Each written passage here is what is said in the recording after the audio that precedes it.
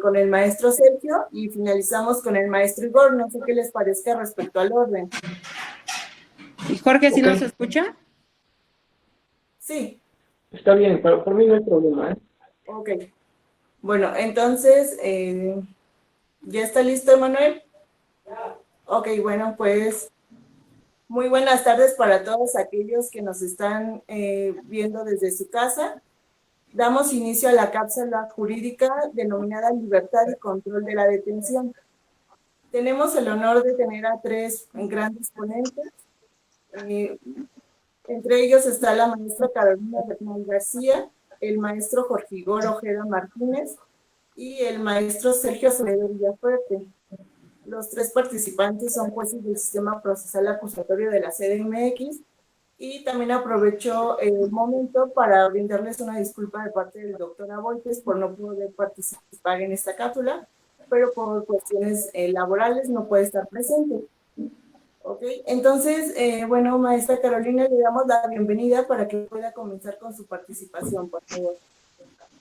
Gracias de antemano, buenas tardes y agradeciendo la invitación por parte del doctor Boites para llevar a cabo estas cápsulas desde nuestro hogar por la situación en que nos encontramos, pero nutriéndonos todos de la información que pueda surgir a razón de esta temática. El tema en sí que se nos planteó, lo correspondiente a la legal detención, considero importante abordar este tema a razón de lo que dispone el artículo 307 del Código Nacional de Procedimientos Penales, en razón de que pues el control de la detención es una de las fases que está contemplada en la audiencia inicial. Y en la audiencia inicial sabemos que está precisamente establecida en este artículo 307. Ahora bien, en cuanto al control de detención, justamente al relacionarlo con la audiencia inicial, me parece que es el primero de los actos que se lleva a cabo dentro de esta audiencia inicial, y haciendo un análisis del artículo 308, considero que incluso este momento procesal da origen en sí a la audiencia inicial, a criterio de esta juzgadora, porque si consideramos que el artículo 308 dice que inmediatamente después de que el imputado detenido en flagrancia o caso urgente quede a disposición del juez de control, se dará origen a la audiencia inicial para precisamente verificar lo correspondiente a la detención, pues aquí me hace pensar que la misma verificación de la detención es lo que origina en sí a la audiencia inicial. Y este control de detención, pues es por todos sabidos que es una diligencia de carácter urgente. Y por eso el mismo Código Procesal inmediatamente se tendrá que generar la audiencia correspondiente. Diligencia de carácter urgente, dado que conlleva que alguien está privado de su libertad y que a razón de que el Ministerio Público ya previamente determinó en torno a la detención de una persona, ajustándose a lo que dispone el artículo 149 del Código Procesal, pues ahora le toca al juez verificar si esa detención resulta ser apegada a la legalidad y en su caso tomar una determinación en cuanto a ratificarla o no. Insisto porque, a final de cuentas, el Ministerio Público ya realizó un primer acto tendiente a verificar las condiciones en que se llevó a cabo la detención de aquella persona, dando cumplimiento al artículo 149, párrafo primero, y derivado de esto, el Ministerio Público debió verificar en qué circunstancias se realizó la detención del hoy imputado, ya sea en flagrancia, caso urgente, bajo qué hipótesis de flagrancia, y entonces como primer acto que realiza el órgano investigador, pues ahora ya es la autoridad judicial quien deberá verificar esa resolución tomada por la representación social. Desde luego, bajo principio de contradicción, esto es, sabemos que en la audiencia inicial es indispensable la presencia del Ministerio Público, del abogado defensor y del hoy imputado.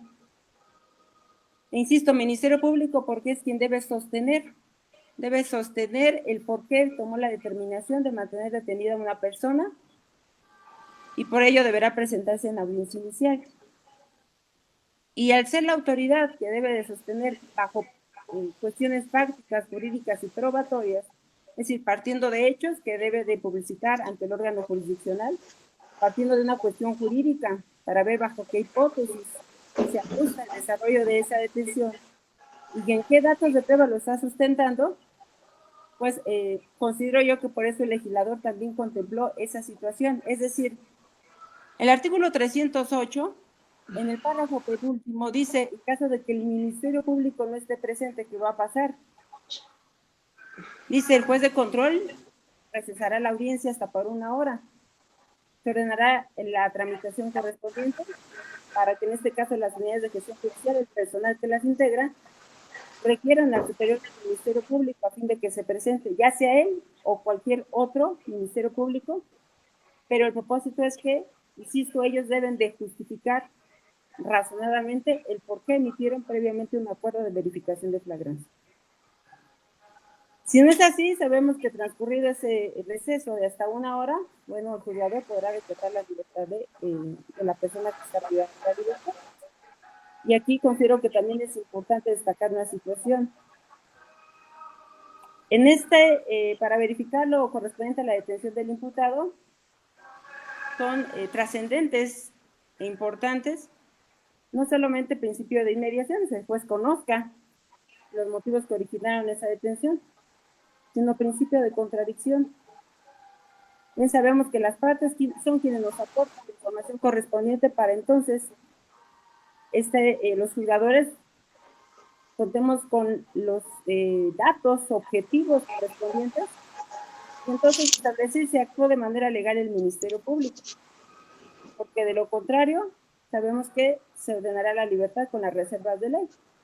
Y esas reservas de ley están contempladas en el mismo artículo 16 constitucional. Luego, entonces, el Ministerio Público, bajo principios de contradicción, desde luego escuchando los argumentos de la defensa, nos tendrá que aportar lo correspondiente.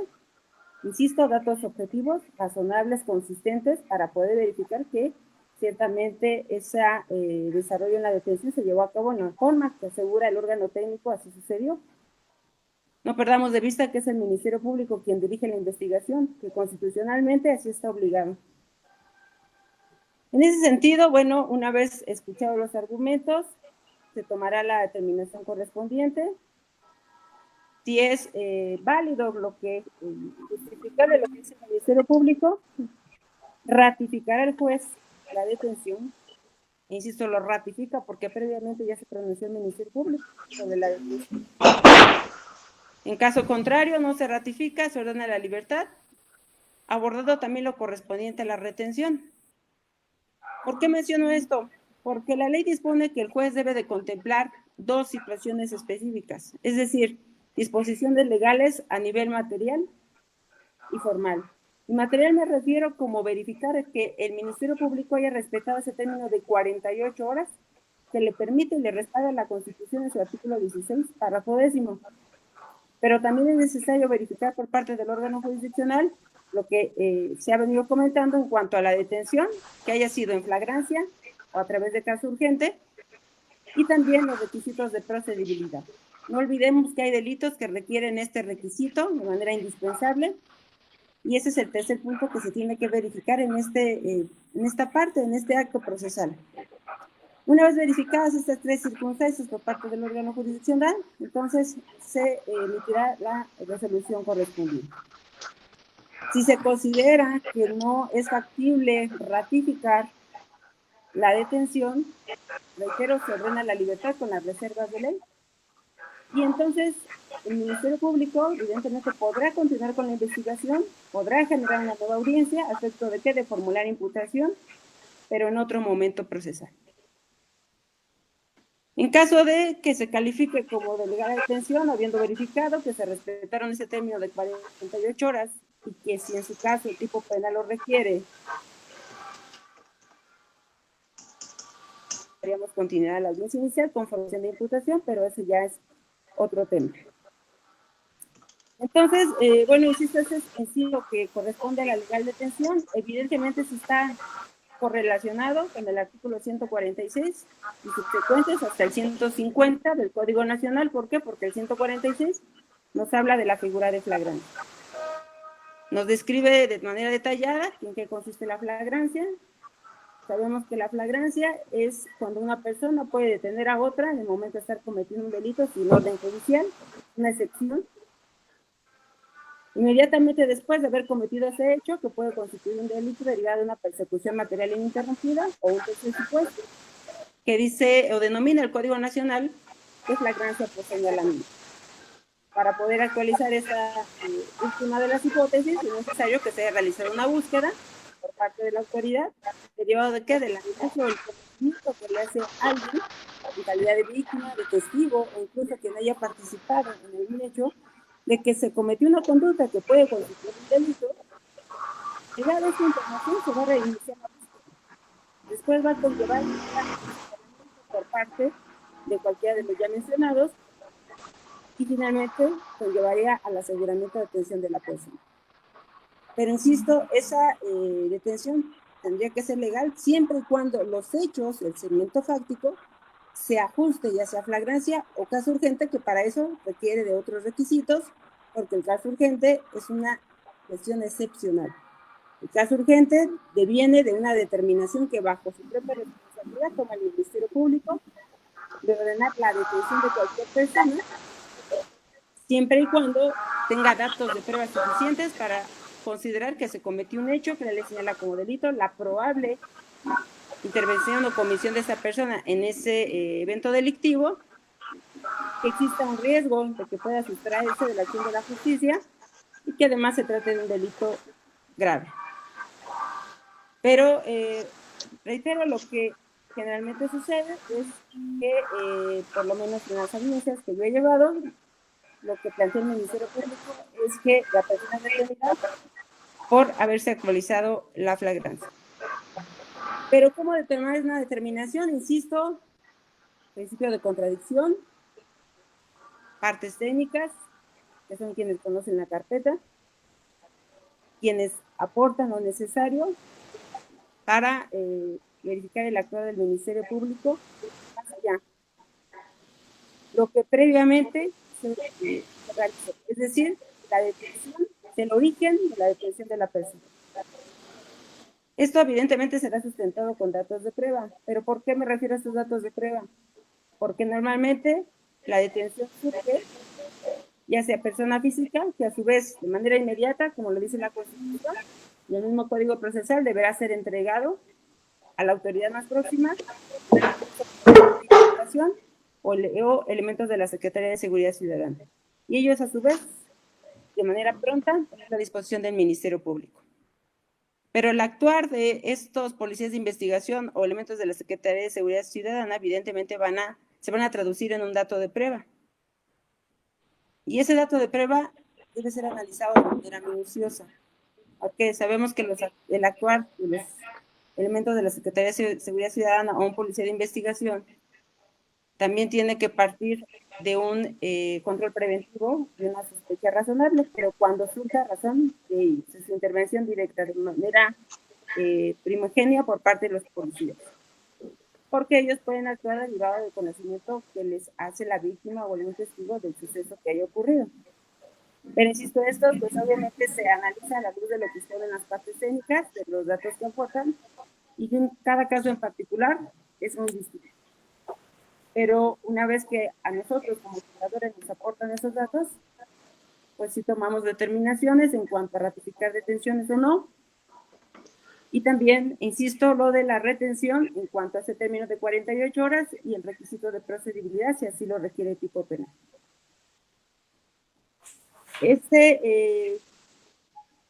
Verificación del control de la detención de manera precisa está, como ya lo mencioné, descrito y detallado en el artículo 308, correlacionado con el artículo 146, 148, 147, hasta 150, donde se habla de casos.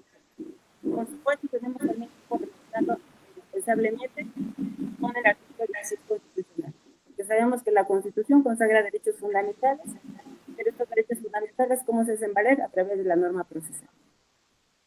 Parece que de manera genérica o a grandes rasgos, eso es lo que se abarcaría en cuanto a no sé si hay alguna pregunta, algún cuestionamiento en ese instante, o le daría el uso de la voz a algún otro profesor.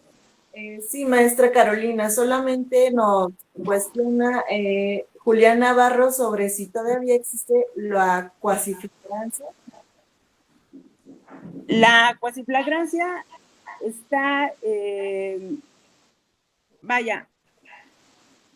está todavía contemplada si consideramos que existe la fracción segunda y la fracción tercera del artículo 136. No olvidemos que antes estaba la flagrancia, por decirlo lisa y llana, en el momento de estar cometiendo el delito.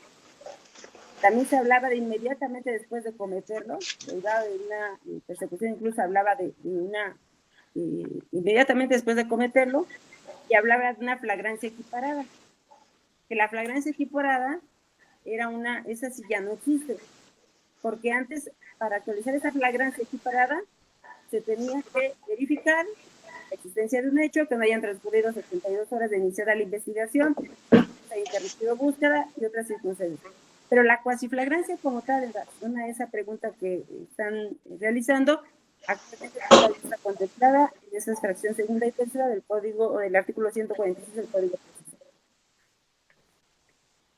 Ok, le agradecemos, maestra Carolina, su participación y también que haya respondido la inquietud de nuestro participante niño.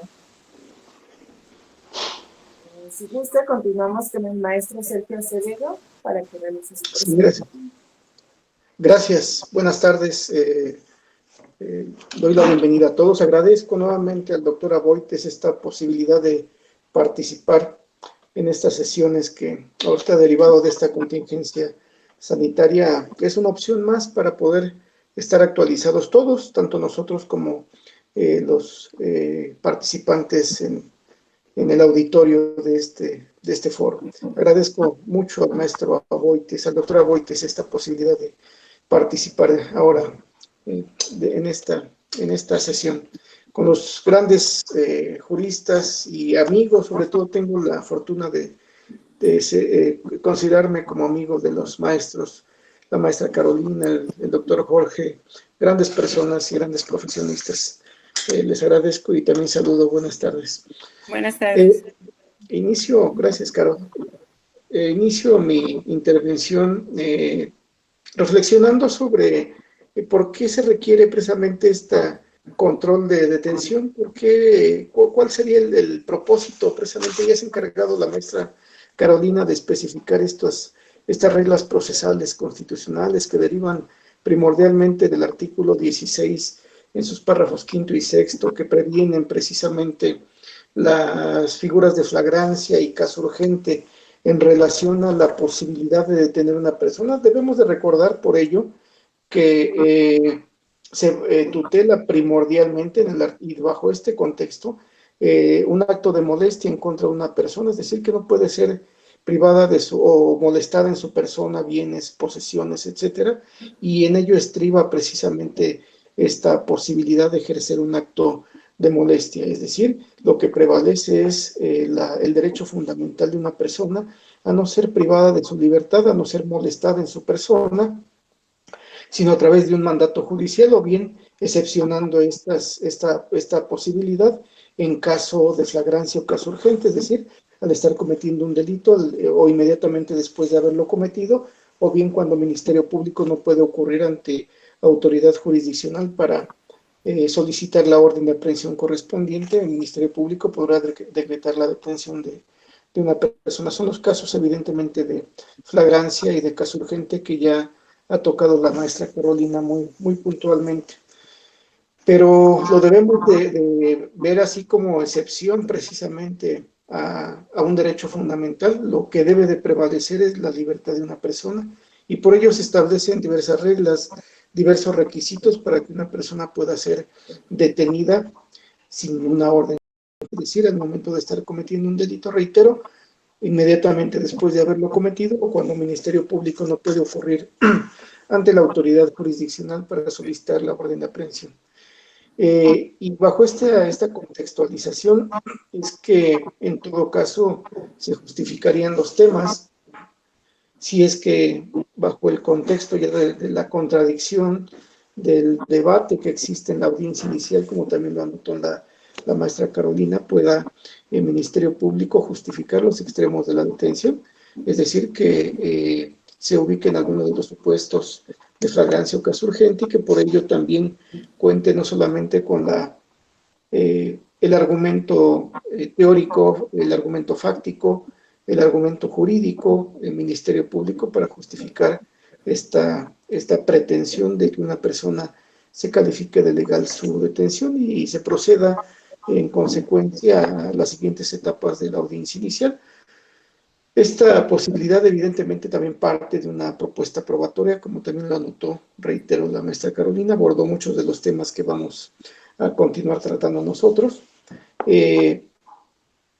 Y debe de ser razonable, debe de ser lógica precisamente esta propuesta probatoria, esta posibilidad de que el Ministerio Público Fiscal justifique esta pretensión de ejercicio de acción penal en contra de una persona, atribuyéndole un hecho, justificando que en el mismo bien se detuvo en estos dos supuestos de flagrancia y caso urgente, y que por ello también justifica actuaciones posteriores, como lo es la puesta a disposición inmediata de la autoridad o de la autoridad ministerial, que el Ministerio Público igualmente haya justificado la retención de una persona y que no se exceda el plazo de 48 horas, plazo en el que también existen el requerimiento de que el fiscal recabe precisamente el requisito de procedibilidad cuando se trata de eventos de querella, en los supuestos que prevé ya insertos también en el Código Nacional de Procedimientos Penales.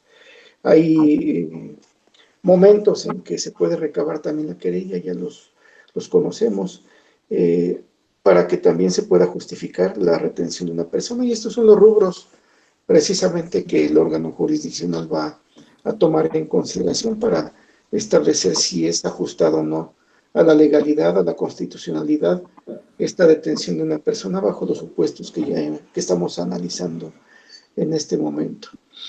Bien, evidentemente que estos argumentos deberán tener una base, como hemos señalado, lógica, razonable, en los datos de prueba primordialmente que aporte el Ministerio Público en esta etapa inicial, es decir, la referencia a un registro que obra en la carpeta de investigación que sustente esta posibilidad de ajustar esta petición del Ministerio Público.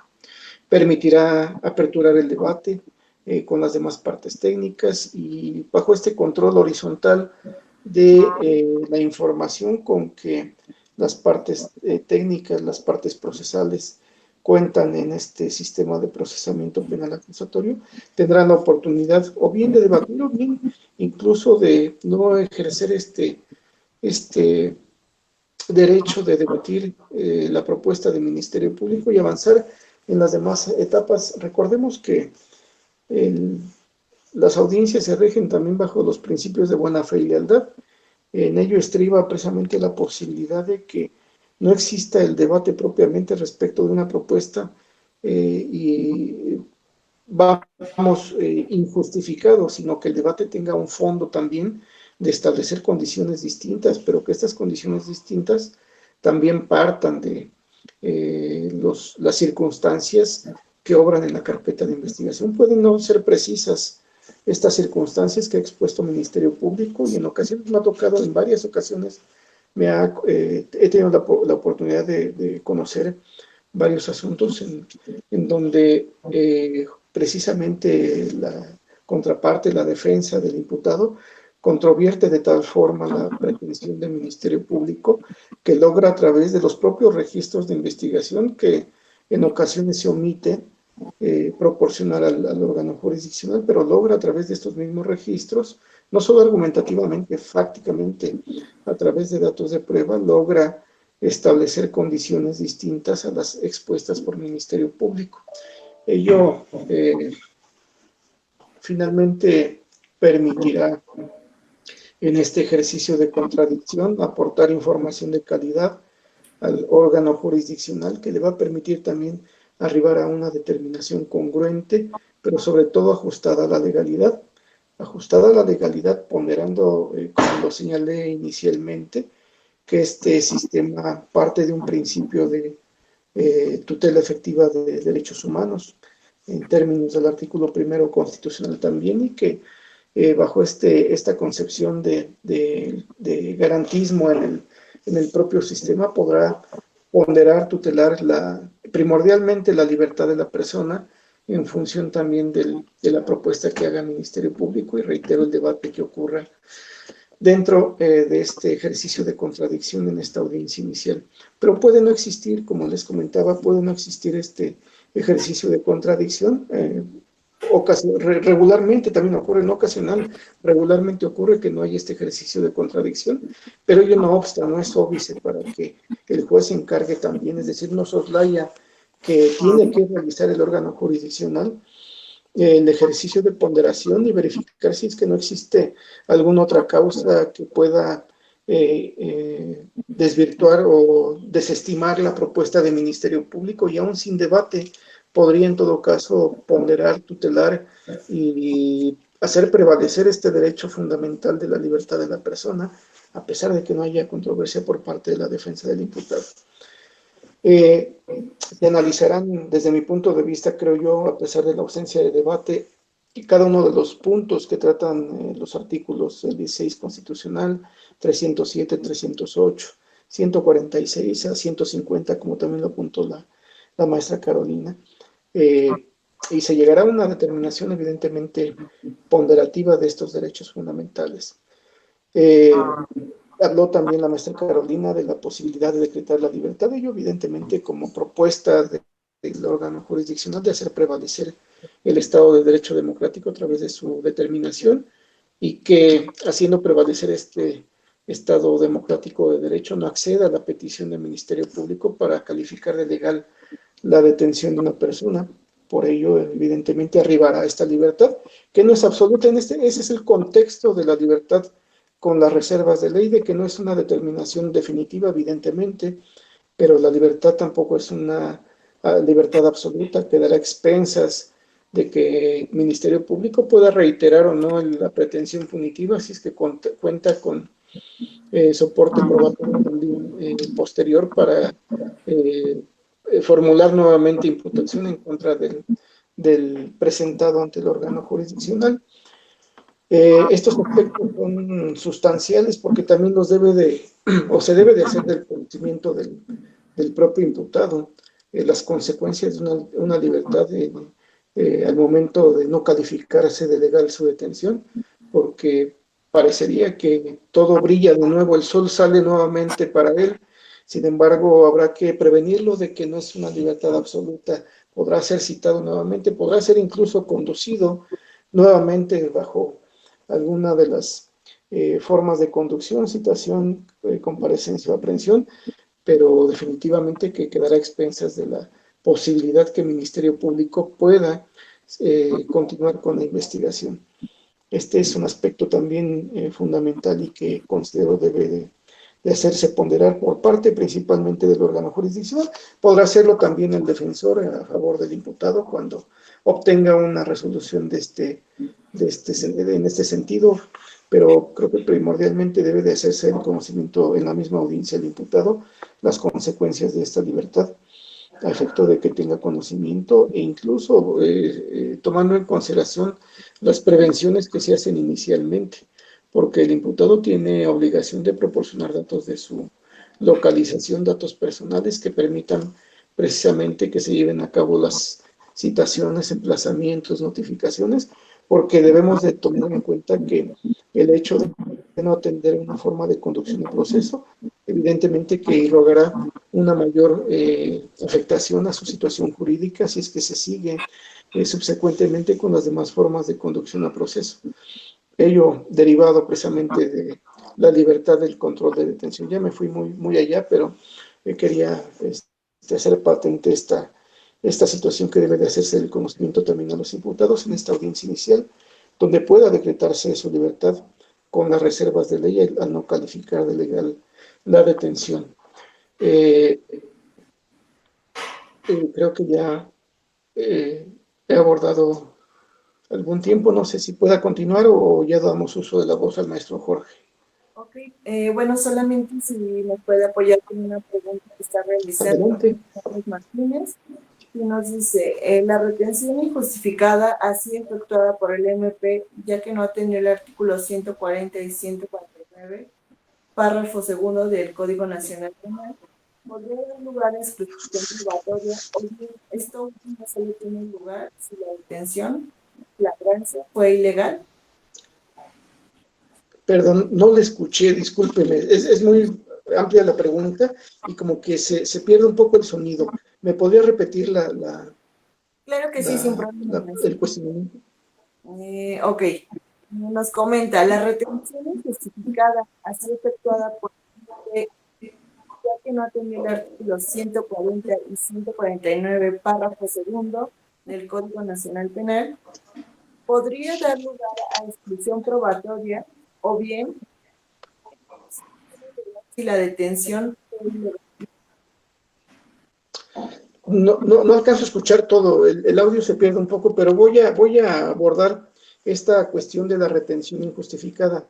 Ya traté el punto de que el Ministerio Público debe de justificar también en su acuerdo de retención y debe de valorarlo el juez esta actuación también del Ministerio Público, dicha retención, porque el Ministerio Público está obligado también como autoridad, como todas las autoridades, a velar derechos fundamentales. El hecho de que no se cumplan algunas de las disposiciones del Código Nacional de Procedimientos Penales daría pie, evidentemente, a dejar sin efectos esta determinación del Ministerio Público, es decir, el acuerdo de retención, que también implicaría la posibilidad de que el órgano jurisdiccional procediera a decretar en esta audiencia inicial de control de detención la libertad con las reservas de ley de una persona. La actuación de los cuerpos policíacos a que se refiere el artículo 147 del Código Nacional de Procedimientos Penales, es decir, después de la detención de una persona, ponerla a disposición de la autoridad más próxima y esta con la misma prontitud ante el Ministerio Público. Yo me refería hace un momento también a uno de los requisitos que se ha puesto a disposición inmediata del agente del Ministerio Público. Obviamente que hay cuestiones que deben de analizarse bajo la razonabilidad, bajo la lógica. Debemos de ponderar el hecho de que la Ciudad de México en condiciones normales prevalece un esquema de movilidad caótico y que ello impide muchas de las veces que el traslado sea ágil, el traslado de los imputados pueda ser ágil y que en todo caso pueda ser de forma inmediata, digamos, de forma directa, de forma ágil este traslado de los imputados ante el Ministerio Público. Por eso se debe de analizar estos tiempos de traslado, obviamente bajo el contexto de que los elementos encargados del traslado deben de justificar también el tiempo, si es que hubo demora. Si estamos hablando de un tiempo de 5 o 10 minutos, evidentemente que no hay necesidad razonable de justificar este tiempo de 10 o 15 minutos. Sí lo habrá, evidentemente, cuando estemos hablando de un tiempo mayor, 1 o 2 horas, del por qué este tiempo de traslado. Ocasionalmente, y esto de acuerdo a la experiencia que he tenido en las audiencias, ocurre que en alguna agencia del Ministerio Público no se cuenta con peritos médicos que puedan certificar el estado psicofísico de una persona, entonces tienen que estar buscando alguna otra agencia, alguna otra coordinación donde pueda haber peritos médicos que justifiquen precisamente este estado de salud, este estado físico, psicofísico de la persona para formalmente ponerla a disposición del Ministerio Público, y ello también es una cuestión de material que ocasionalmente incide precisamente en estos tiempos de demora.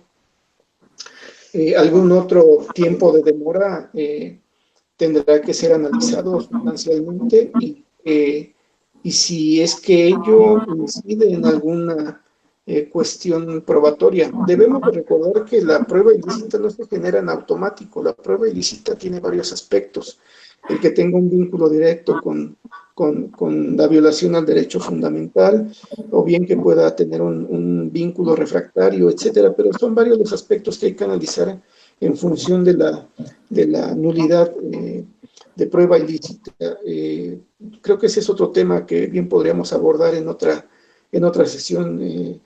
La exclusión de la prueba ilícita es controversial, es muy interesante, pero también es muy controversial. Y en estas primeras etapas creo que sí puede analizarse esta prueba ilícita, pero en función también de la lógica y razonabilidad y bajo las corrientes que también se desprenden incluso de algunos criterios jurisprudenciales que muy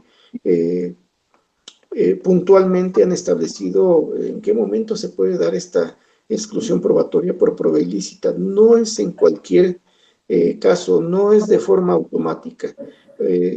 Yo he escuchado y he tenido oportunidad también de advertir proposiciones de algunos defensores en el sentido de que en forma genérica hacen la referencia de que hay prueba ilícita porque se generó una violación a todos los derechos fundamentales de su representado.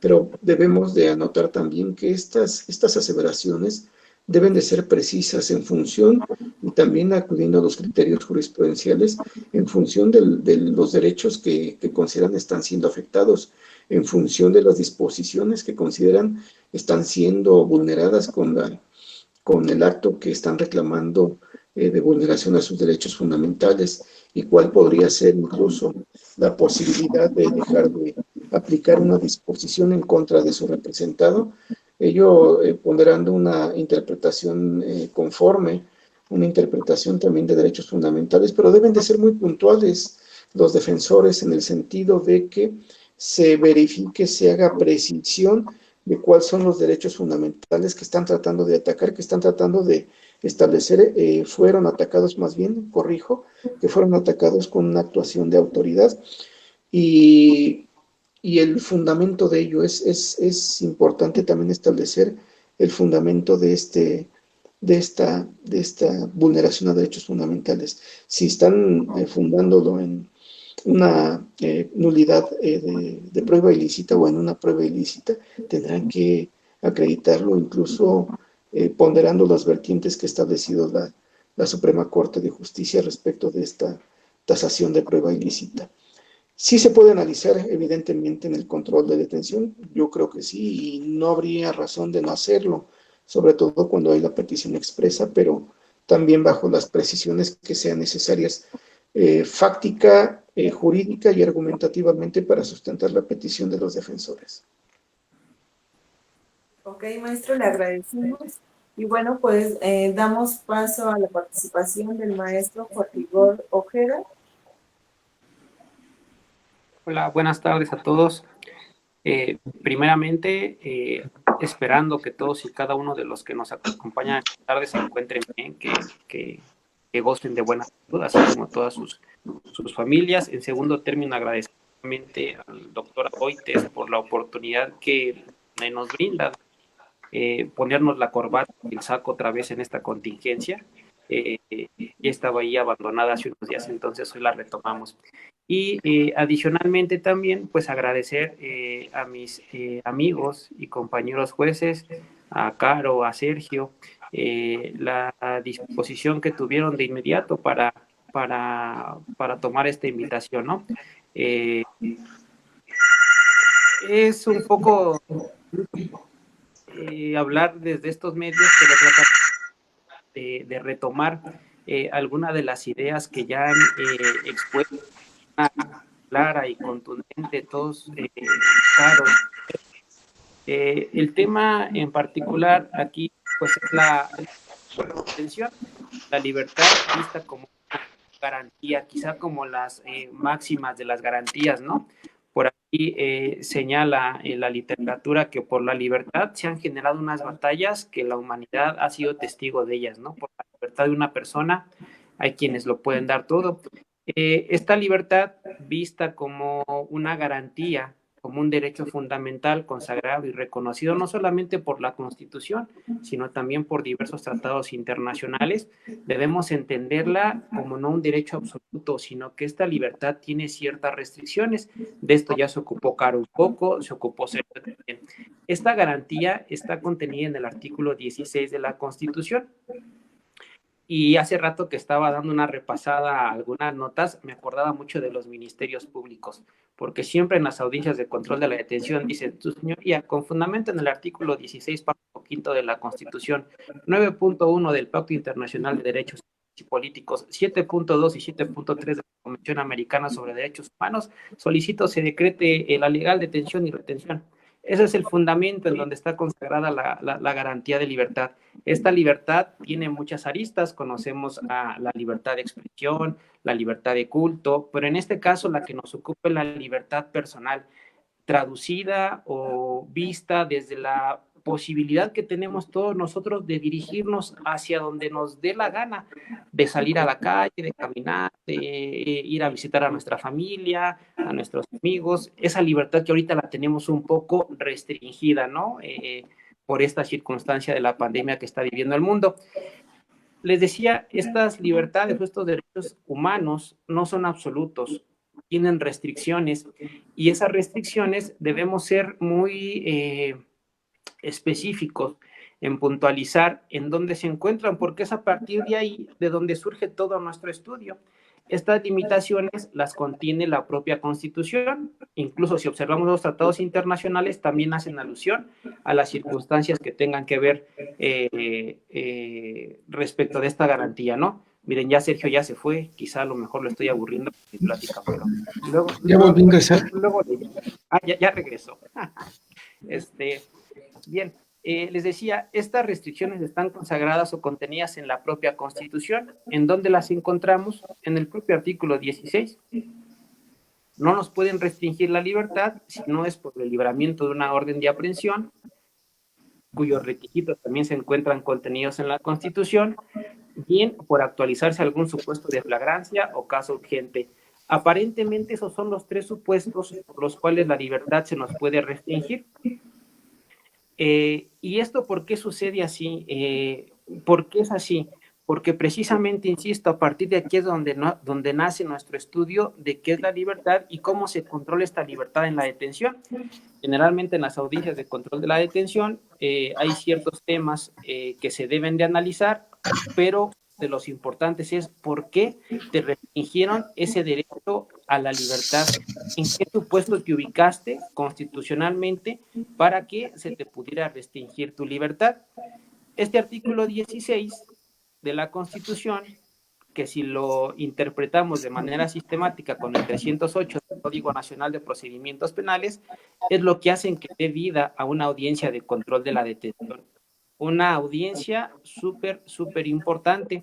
Anteriormente, no es que esto no se hiciera, pero se hacía en un ámbito más privado, en el ámbito o en el cubículo del juez. Llegaba la averiguación previa y el juez analizaba las constancias y en un acuerdo establecía si se daba o no los requisitos que se deben de actualizar para decretar delegar la detención de una persona. Ahora la importancia es que lo podemos hacer de manera verbal, privilegiando los principios de contradicción. ¿Qué es lo que dice el Ministerio Público? Que me detuvieron en flagrancia. El defensor tiene que decir, sí, pues no es cierto, mira, porque de acuerdo a lo que yo tengo en mi carpeta, lo que tú estás sosteniendo no ocurrió en realidad. Esa es la trascendencia y la importancia de poderlo hacer ahora de manera oral. Bien, ¿quiénes pueden restringirnos de nuestra libertad? Pues si somos muy o atendemos a lo que dice la Constitución, cuando hay un hecho que la ley señala como delito que comete en flagrancia, cualquier persona puede detener a la persona que lo está cometiendo, ¿no? Pero quisiera enfocarme más en este caso a la actuación policial. Es el policía el que detiene. En el control de la detención me gusta explicar siempre en las audiencias que en ese momento o en esa fase procesal no estamos analizando si hay o no un hecho que la ley señala como delito. No estamos analizando si el sujeto es responsable o no de ese hecho. Lo que estamos analizando es que la actuación de la autoridad haya sido ajustada y apegada a legalidad, que haya sido correcta. ¿Quién detuvo y por qué detuvo, no? De aquí tenemos que relacionar también, sin lugar a dudas, lo que establece el artículo 21 de la Constitución. El artículo 21 de la Constitución establece las labores o las facultades que tienen las policías, tanto de investigación como las policías de a pie, ¿no? Como las conocemos, las que dependen de las entidades federativas. Estas policías, la actuación que ellos realicen resulta fundamental y determinante para que el juez pueda calificar de legal o ilegal una detención. ¿A qué me refiero con esto? Como ya bien lo señalaba Caro y lo señalaba también Sergio en sus respectivas intervenciones, ese control de la detención tiene que abarcar, el primer tema fundamental es que haya existido la flagrancia. La flagrancia en sus dos vertientes la contenía en la fracción 1 del artículo, párrafo primero, fracción 1 del artículo 146 y la fracción 2 del artículo 146. Que dicho sea de paso, y que eso puede ser también, como lo decía Sergio, tema de otra reunión virtual, las hipótesis contenidas en el artículo 146, fracción 2, ¿no? Hay confusión, hay diversidad de opiniones respecto de las hipótesis que se realizan en ese artículo 146. Afortunadamente, por ahí le hicieron una pregunta a Caro de la flagrancia equiparada. Yo le sugeriría a esas gentes que preguntaron eso, está bien porque ese es el antecedente que tenemos en nuestra Constitución, pero actualmente en nuestro sistema procesal acusatorio lo que tenemos es flagrancia y caso urgente. La flagrancia en dos vertientes, 146 párrafo primero y 146 párrafo segundo. Bien, regresamos a esta circunstancia de la actividad de los policías. Los policías, cuando advierten que se está cometiendo un hecho que la ley señala como delito, es decir, cuando, como lo dicen coloquialmente, agarraron a la persona con las manos en la masa. Y hasta destacan aquí mis manos, ¿no? Con las manos en la masa. Esa es la flagrancia, cuando lo detienen en el momento de estar cometiendo el delito. Evidentemente, yo como agente policíaco, lo que debo saber es que si lo que él está haciendo, la persona que voy a detener, eso es un delito. De ahí partimos. El policía debe tener cierto y claro qué es lo que es delito y qué es lo que no es delito, porque otro motivo de restricción de libertad de manera provisional lo pueden ser las infracciones administrativas, porque dentro de las funciones de los policías también se encuentra verificar el cumplimiento de los reglamentos de tipo administrativo. Entonces yo como policía, que es el que tiene el primer contacto o de donde surge este control de la detención, porque analizamos quién detiene y por qué detiene, debe tener perfectamente claro de lo que está ocurriendo en ese lugar y si va a detener a la persona en ese sentido. Y de manera secundaria, pues lo que establece el 146 párrafo segundo. Aquí hay un tema muy importante y es un tema que en el día a día nuestras audiencias se genera. Tiene que ver con lo inherente a cuestiones de esas restricciones provisionales que no son derivadas precisamente de la comisión de un hecho que la ley señala como delito. Restricciones provisionales están viendo en ese lugar y si va a detener a la persona en ese sentido. Y restricciones provisionales en grado menor y en grado superior, ¿no? Y esto es muy importante, son conceptos que debemos tener claros con la finalidad de que podamos argumentar en la audiencia de manera sencilla, de manera concreta, cuál es el motivo por el que nosotros como defensores estamos requiriendo del juez decrete la libertad de una persona porque su detención no fue legal, ¿no? Esto es muy importante y yo siempre que tengo la oportunidad de compartir con algún grupo se los comento. El argumento en las audiencias debe estar acompañado de alguna circunstancia objetiva. Si nuestro argumento se queda en ese plano, esa información no le será suficiente y útil al juez para poder emitir una determinación. Pero si mi argumento, además de lógico, está sustentado objetivamente con registros de investigación, bueno, pues adelante, ¿no? Lo podré hacer valer y le estaré dando herramientas al juez para que resuelva de acuerdo a mi pretensión. Hay que pensar un poquito como juez, dando no solo el argumento, sino el registro de investigación con el que se sustente esta circunstancia. Creo que por aquí tengo problemas con la imagen, ¿verdad? Creo que no me alcanzan a ver muy bien. Por cuestión de la red que está pasando esto. Bueno, pero sí me escuchan, ¿no? Sí. Sí. Eso es lo importante, creo. Así pueden cerrar sus ojos e imaginarse a un juez diferente, ¿no? Interesante. Bien, esta circunstancia, entonces, debo reiterarles, hay que darle al juez información objetiva y razonable, y del mismo modo es como tienen que actuar las policías bajo ese tema de sospecha razonable. ¿Qué debe de hacer o qué debo de hacer yo como juez cuando se trate este tema? Analizar si la actuación del agente policíaco deriva solo de cuestiones sino de una apreciación objetiva y razonable que es como tienen que su actuar o su proceder, ¿no?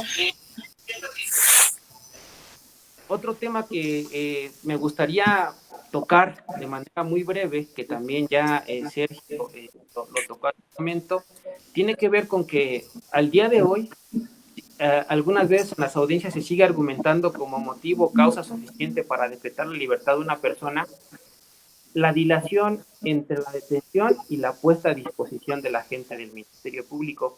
Y eso realmente pues no es correcto, porque ya nuestros tribunales han sostenido que el único efecto que tiene esto es anular los registros de investigación que se hayan recabado si es que esto ocurrió así, es decir, si esta violación efectivamente aconteció o ocurrió. El único efecto, porque es un momento distinto, no es decretar la libertad de la persona porque no se encuentra justificada o no se calificó de legal su detención, sino lo que hay que hacer es anular estos registros de investigación por esta circunstancia, ¿no? Y aquí me acuerdo mucho que cuando yo era proyectista en un juzgado, llegó a mis manos la sentencia de una ciudadana francesa que después de un largo procedimiento le decretaron su libertad. Ahí hubo, y creo que ese ejemplo es muy didáctico para quienes tengan duda de esto. Cuando hay demoras o dilaciones entre la detención y la puesta a disposición, lo que hay que hacer es anular la eficacia de los registros obtenidos durante esta violación. A esta persona la pusieron a disposición del agente del Ministerio Público un día después. En esa sentencia, dicho sea de paso, yo me preguntaba en aquellos años, ¿quién habrá hecho esto? Porque yo quisiera ser como él. La verdad es que es como una novela, no cuesta trabajo leerla y es una sentencia que nos puede ilustrar de manera perfecta en este tema. Y ahí lo que ocurrió fue que al decretar la violación a este derecho fundamental de puesta inmediata a disposición, lo que ocurrió fue que se declaró, se maneja como el efecto conductor de la prueba, ¿no? Y se anularon todos los registros que se obtuvieron a partir de esa violación a ese derecho fundamental y la consecuencia, pues creo que ya todos la conocemos y la sabemos en este sentido, ¿no? Entonces, no quisiera tampoco yo extenderme muchísimo, serían los temas que quisiera compartir o comentar con ustedes y pues en dado caso, si hay alguna inquietud por parte de quien nos está observando, pues aquí en este momento pues sería la oportunidad de realizarlo, ¿no? Aquí tienen a Sergio y a Caro que les pueden aclarar todas sus dudas. Claro que sí, tenemos un cuestionamiento por parte de Julián Navarro que nos dice, ¿qué término tiene el fiscal para decretar el acuerdo de retención del imputado a partir de que es puesta a su disposición? Esta pregunta es bien padre y bien importante. Lo que el código establece es que el agente del Ministerio Público de inmediato tendrá que calificar si la detención fue legal o no.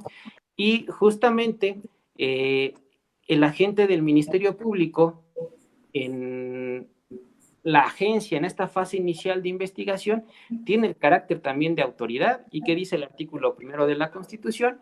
Pues que todas nuestras autoridades en el ámbito de sus competencias están obligadas a respetar, promover, garantizar los derechos fundamentales de las personas, ¿no? Entonces, este acuerdo de retención que tiene el agente del Ministerio Público debe estar debidamente fundado y motivado y ocuparse de todos y cada uno de los requisitos, considero yo, que también establece el artículo 308, párrafo segundo, es decir, debe analizar si en una determinación previa, como lo hizo si la detención fue en flagrancia, si se reúne el requisito de procedibilidad, si contamos con registros de información objetiva que nos permita establecerlo, y me parece que ese acuerdo de retención deberá encuadrar o ajustarse de acuerdo a los términos que establece el propio artículo 16 de la Constitución, en donde además deberá señalar si la persona deberá ser sujeta a alguna medida cautelar, preventiva. Entonces, en ese contexto, pues creo que sería lo que lo pudiera aportar a la persona que realizó esta, ¿no? Ok, muchas gracias, maestro. Bueno, no sé si maestra Carolina, maestro Acevedo tengan alguna otra aportación para poder ir concretando las ideas y dar fin a esta cápsula jurídica. Bueno, yo quisiera nada más abonar a lo que ya citaron Jorge y Sergio, y derivado de los cuestionamientos que les hicieron. Parece que se citó en algún instante por parte de quienes están presenciando esta pequeña plática en cuanto a lo correspondiente al artículo 140. En las audiencias generalmente surge debate en cuanto a si el Ministerio Público debió o no aplicar ese artículo 140, que en sí no tendría correlación con la detención, pero el artículo 140 dice el Ministerio Público podrá decretar la libertad.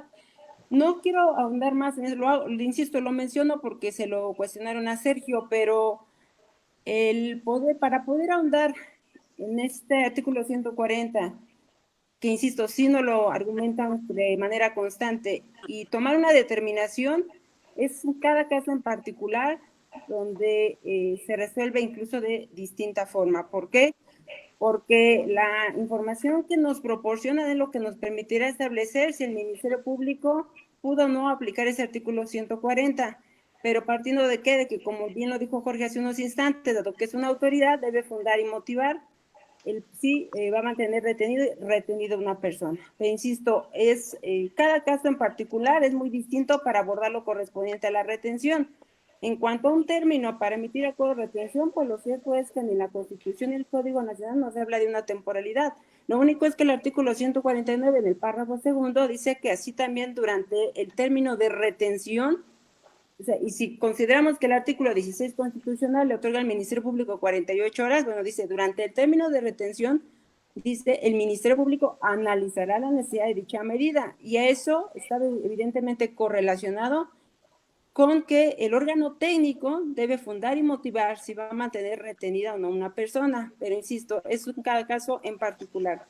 Y también quisiera adicionar otra situación. Lo que también le preguntaban a Sergio en cuanto a la prueba ilícita, que evidentemente y de manera brillante lo abordó, se necesitaría, me parece que otra charla, otra plática, porque para verificar si hay violación a derechos fundamentales y entonces establecer que hay una ilicitud en cuanto a algún dato de prueba, tampoco olvidemos esto, en este momento procesal solamente se refieren a datos de prueba, que tampoco olvidemos, es solamente fuente de información que se proporciona al juez de control.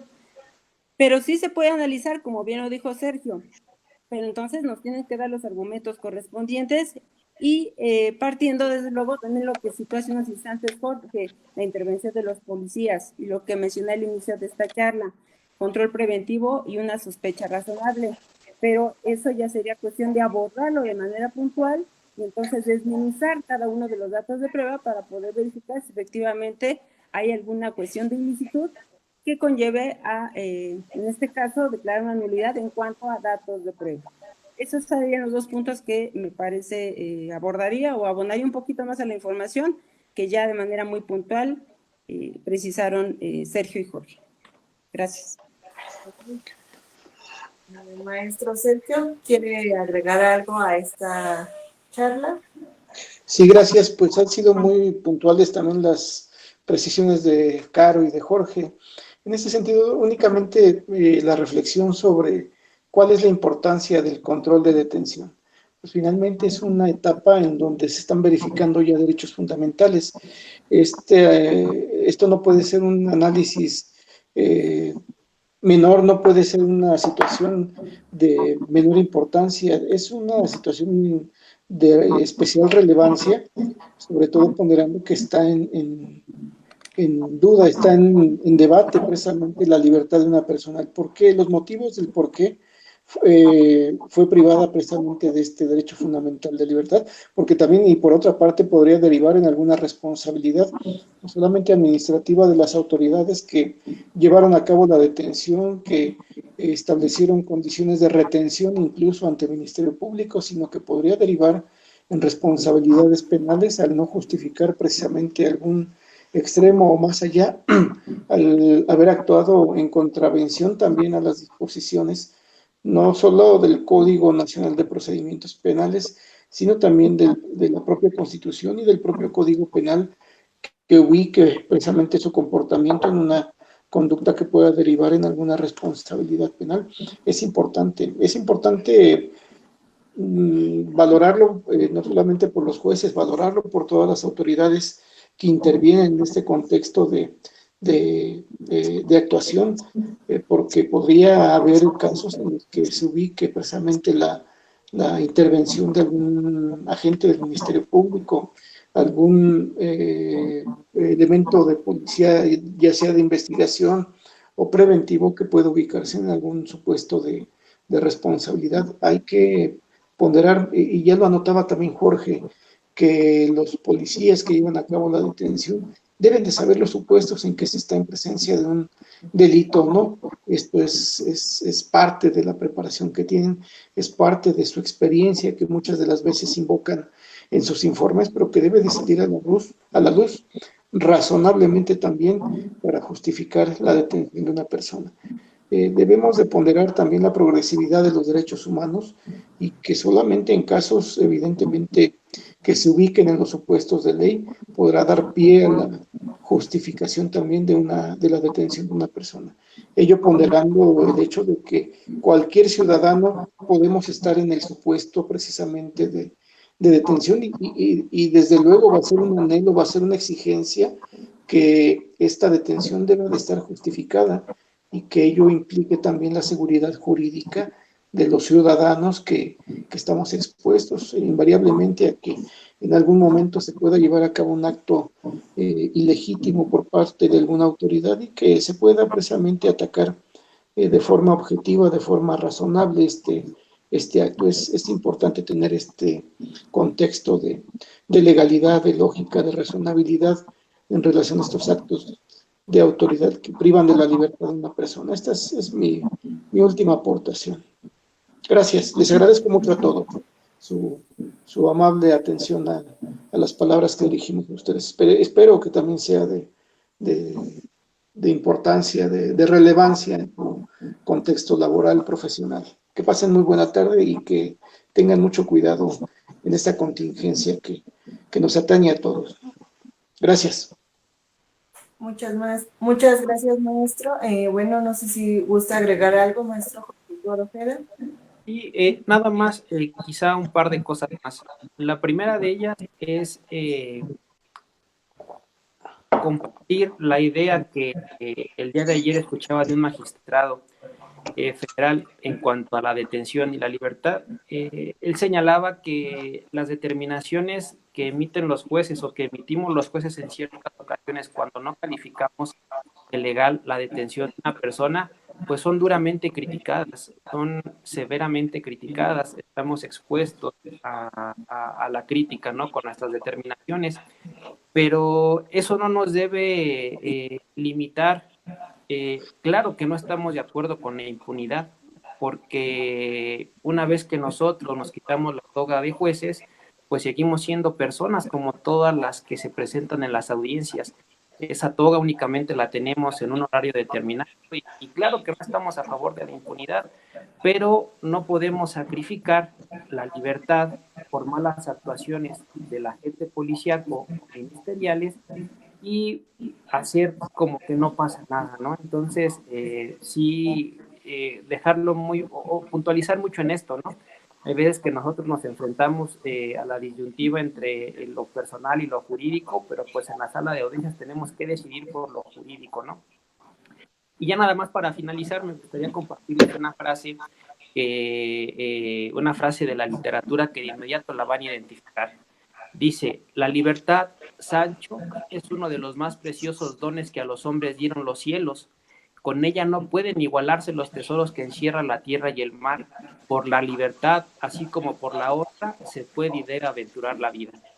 Muchas gracias, que tengan excelente día, Dios les bendiga y que nos veamos lo más pronto posible en una aula, ya sin necesidad de estos medios tecnológicos, y que eso en gran medida va a depender de la actividad que hagamos nosotros. Que tengan excelente tarde, muchas gracias. Bueno, pues les agradecemos a nuestros tres ponentes que hayan participado en la cápsula del día de hoy y Y por último, pues, leerles uno de los comentarios de los participantes que están en línea, refiriéndose a los tres ponentes.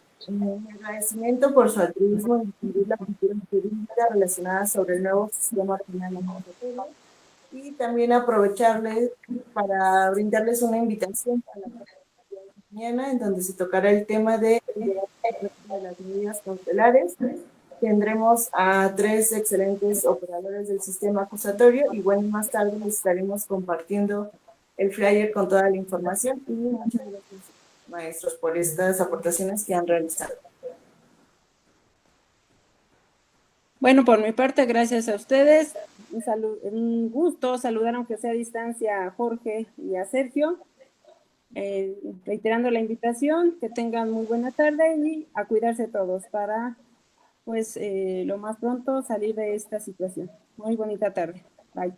Igualmente, hasta luego. Gracias, muchas gracias. Que tengan excelente tarde. Dios les bendiga.